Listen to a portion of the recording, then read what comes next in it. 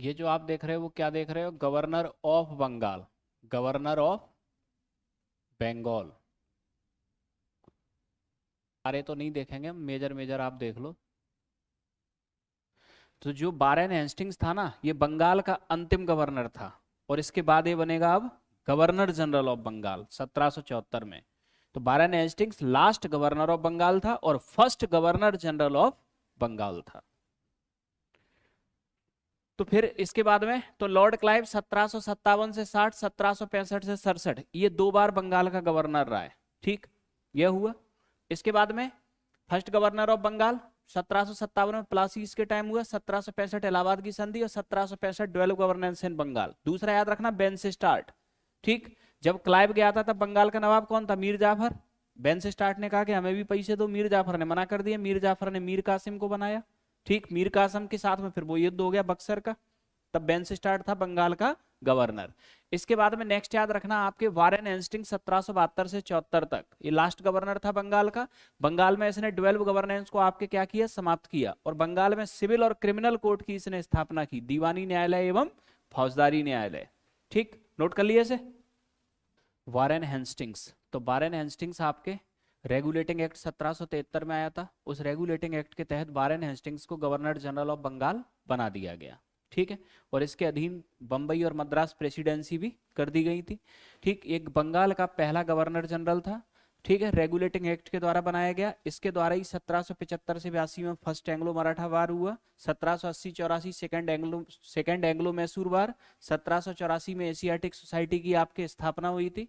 ठीक, इजारेदारी सिस्टम की शुरुआत इसने की। इजारेदारी मतलब टैक्स वसूल, ठेके पे देना।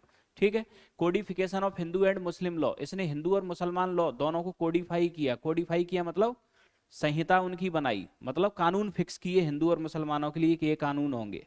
ठीक है, इसके बाद हुआ क्या कि 1784 का पिट्स इंडिया एक्ट आया था। अब 1784 का जब पिट्स इंडिया एक्ट आया तो ये क्या किया कि इसने पिट्स इंडिया एक्ट के विरोध में रिजाइन दे दिया। वारेन हेस्टिंग्स ने रिजाइन दे के चले गए इंग्लैंड। अब इन्होंने क्या किया? रिजाइन दिया, ब्रिटिश पार्लियामेंट के द्वारा लाए गए एक्ट के विरुद्ध, तो इनके ऊपर चल गया महाभियोग। कहाँ? लंदन में। किसने चलाया? एडमंड बर्क ने।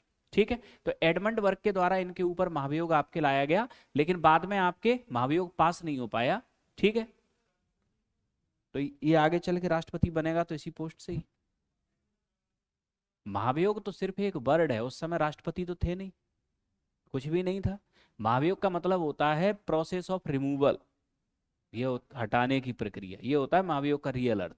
ठीक है, अब हमारे भारतीय संविधान में राष्ट्रपति के लिए आपके लगता है, अगर हम भारत का अगर राष्ट्रपति का विकास देखें तो कैसे हुआ? जो गवर्नर ऑफ बंगाल था वो गवर्नर जनरल ऑफ बंगाल बना, जो गवर्नर जनरल ऑफ बंगाल था वो गवर्नर जनरल ऑफ इंडिया बना, और जो गवर्नर जनरल ऑफ इंडिया था वो governor general of India and viceroy बना। जब भारत स्वतंत्र हुआ तो governor general of India and viceroy, इसी को रिप्लेस कर दिया प्रेसिडेंट। पोस्ट तो वही चल रही है ना। नेक्स्ट याद रखना, लॉर्ड कार्नवालिस 1786 से 93, और कुछ समय के लिए 1805 में आया। 1790 से 92 इसके टाइम में थर्ड एंग्लो मैसूर वार हुआ। इसने कार्नवालिस कोड का निर्माण किया 1793 में, जिसके तहत जुडिशियल रिफॉर्म किए गए। ठीक है, अब यहाँ नेक्स्ट आगे याद रखना, उस समय तक क्या था कि कलेक्टर का पद आ चुका था। पहले क्या था कि जिले के अंदर आपके सिविल मामले और आपके क्रिमिनल मामले दोनों में कलेक्टर ही डिसीजन सुना देता था, मतलब सजा देने का काम कौन करता था? कलेक्टर।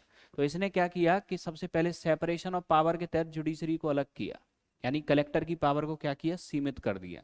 ठीक, अब आपके क्रिमिनल मामलों में कलेक्टर निर्णय नहीं सुनाएगा। ठीक है, अब यहां याद रखना 1792 परमान 1793, 92 नहीं, 1793 कौन सा सिस्टम? परमानेंट सेटलमेंट, ये बताया ही था आपको, भू राजस्व व्यवस्था थी इनकी। इसको कार्नवालिस को हम father of civil services in India या father of police services in India, Cornwallis को कहते हैं। और ये एकमात्र गवर्नर है जिसकी समाधि कहाँ है? भारत में, गाजीपुर में स्थित है। इसके बाद सर जॉन सॉर आता है, इसके बारे में कुछ विशेष याद नहीं रखना। अब इसके बाद में आएगा बेलेजली। ठीक, तो नेक्स्ट याद रखना बेलेजली। बेलेजली की उपाधि क्या थी? टाइगर। 1799 में फोर्थ एंग्लो मैसूर वार, जिसमें टीपू सुल्तान मारा गया था।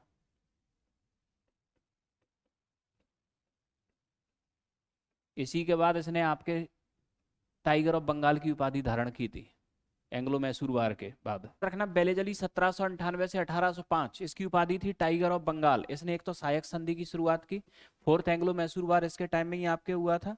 ठीक, 1800 में आपके फोर्ट विलियम कॉलेज की स्थापना।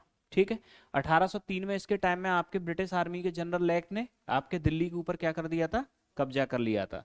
फिर इसके बाद में लॉर्ड मिंटो, याद रखना 1807 से 1813, इन्होंने 1809 में रणजीत सिंह के साथ अमृतसर की संधि साइन की थी। इसके बाद में अगला गवर्नर रखना लॉर्ड हेस्टिंग्स 1813 से 1823। तो लॉर्ड हेस्टिंग्स आपके क्या थे, इनके टाइम में 1817 में पिंडारियों का दमन हुआ। पिंडारी आपके थे कौन, ये ट्राइब्स थे आपके जो मराठा सेना में आपके काम करते थे। तो जब इन्होंने पिंडारियों का दमन आपके किया तो मराठा सेना में विद्रोह फैला, तो इस वजह से हुआ थर्ड एंग्लो मराठा वार। और इस थर्ड एंग्लो मराठा वार में आपके पेशवा के पद को समाप्त कर दिया गया। 1817 में इसी टाइम में डेविड एयर ने कलकत्ता में हिंदू कॉलेज की स्थापना की। रैयतवाड़ी 1820 में और महलवाड़ी 1822 इसी समय में शुरू हुई। इसके बाद आएंगे आपके लॉर्ड एमस्ट। लॉर्ड एमस्ट के बारे में फर्स्ट एंग्लो बर्मा वार इनके टाइम में हुआ, जो यानदबू की संधि से समाप्त हुआ। इसके बाद आपके विलियम बेंटिक, ये last governor general of Bengal and first governor general of India. ठीक है, तो ये last governor general of Bengal होंगे। सती प्रथा समाप्त 1829, ठगी प्रथा का अंत 1830। क्या सती प्रथा का मतलब, ठगी प्रथा का मतलब आपके कम नाप जोल कर दो, ठगी प्रथा हुआ ना। कोई सामान बोलो आप कम नाप तोल नहीं जानते, 1 किलो के पैसे ले लो 900 ग्राम दे दो, तो क्या हुआ ये। ठीक, किसी से आपने कहा कि 10 बीघा जमीन है हमारी, सौदा कर लो, जमीन थी आपके 9 बीघा। चल रहा है वो एक अलग बात है, चल क्या नहीं रहा, किस चीज के लिए कानून नहीं है, चल तो सब रहा है ना।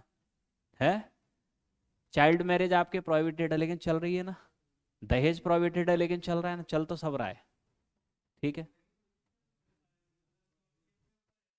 ठगी प्रथा का मतलब आपके ये है कि अभी क्या है कि आप अगर कम तोलोगे ना तो अंदर चले जाओगे अगर तो गवर्नर जनरल ऑफ इंडिया में आपके first governor general of India आपके विलियम बेंटिक। तो विलियम बेंटिक आपके 1833 से 35। ठीक, चार्टर एक्ट 1833 के द्वारा इन्हें गवर्नर जनरल ऑफ इंडिया बनाया गया। ठीक है, नेक्स्ट याद रखना इन्होंने मैकाले कमेटी का गठन किया एजुकेशन। इसके बाद इन्होंने एक विधि आयोग लॉ कमीशन का भी गठन किया, उस विधि आयोग के भी प्रमुख कौन थे, लॉर्ड मैकाले। ठीक है, नेक्स्ट याद रखना लॉर्ड मेटकॉफ 35-36, इसको हम भारतीय प्रेस का मुक्तिदाता कहते हैं। लॉर्ड ऑकलैंड 1836 से 42, इसके टाइम में याद रखना एक तो इसने शेरशाह सूरी रोड का नाम बदल के क्या किया, जीटी रोड। 1838 में आपके शाहसुजा रणजीत सिंह और ऑकलैंड के बीच एक त्रिपक्षीय संधि हुई थी, बताया था आपको, जिसके तहत एक आर्मी इनकी अफगानिस्तान एक रणजीत सिंह के दरबार में रहेगी। ठीक है, और 1839 से 42 तक फर्स्ट एंग्लो अफगान वार, क्योंकि आर्मी इनकी पहुंच चुकी थी। एक तो पहला एंग्लो अफगान वार होगा और आगे चल के रणजीत सिंह के लिए यही समस्या क्रिएट कर देंगे। यही संधि रणजीत सिंह के लिए सबसे घातक हुई थी, बताया था। तो नेक्स्ट याद रखना लॉर्ड एलनबरो 1842 से 44। तो लॉर्ड एलनबरो को हम कहते हैं ओल्ड मैन इन हरी, मतलब ये बूढ़े थे, जल्दी में आए और जल्दी में ही चले गए। ठीक, नेक्स्ट सिंध का विलय किया इन्होंने अपने टाइम में और दास प्रथा को समाप्त किया। दास प्रथा मतलब बंधुआ मजदूरी जो कराते हैं वो। अरे किसी मनुष्य को आप बांध लाओ, बांध के जंजीरों में बांध दो, दिन भर काम कराओ, मन करे तो रोटी दो खाने, ना करे तो ना। अब इसके बाद में next Lord Hardinge one.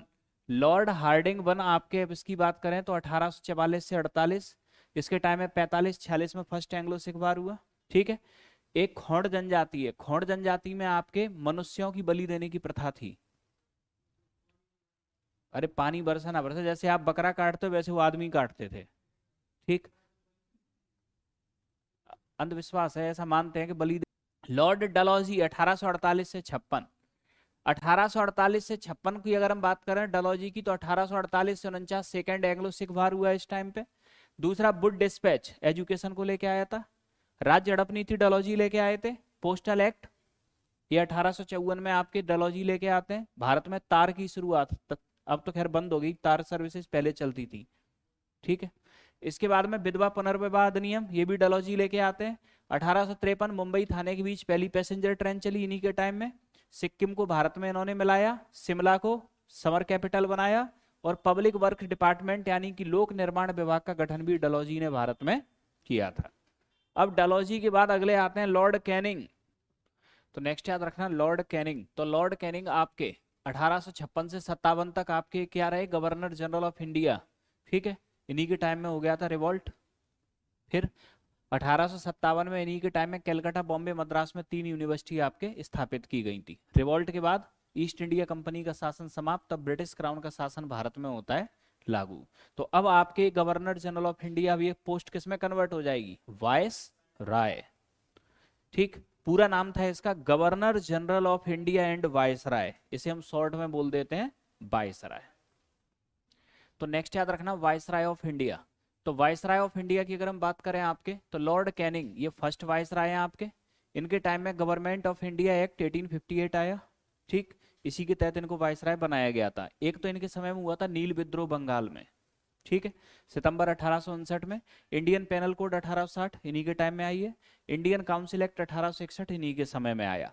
Lord Elgin first 1862-63, ये एक बहावी मूवमेंट चल रहा था आपके अब्दुल बहाव के द्वारा जो चलाया गया, तो इन्होंने आपके बहावी आंदोलन का क्या किया था, दमन। लॉर्ड जॉन लॉरेंस 1864 से 69, इनके टाइम में एक अकाल पड़ा था आपके बुंदेलखंड और आपके राजपुताना में, तो इन्होंने एक अकाल आयोग की स्थापना की कैंपवेल के नेतृत्व में। ये पहला अकाल आयोग था आपके, ठीक। अकाल आयोग की स्थापना किसकी चेयरमैनशिप में की, कैंपवेल। दूसरा याद रखना 1865 में इनके टाइम में बंबई, कलकत्ता और मद्रास में आपके 3 हाईकोर्टों की स्थापना की जाती है। इसके बाद तो नेक्स्ट याद रखना लॉर्ड मेयो 1869 से आपके 1872, ठीक है। इन्होंने अजमेर में आपके एक तो मेयो कॉलेज की स्थापना की, और ये मेयो कॉलेज की स्थापना किस लिए की गई थी, जो भारतीय राजकुमार है उन्हें शासन चलाने की ट्रेनिंग देने के लिए, ठीक है। 1872 में भारत में पहली जनगणना इन्हीं के टाइम में हुई।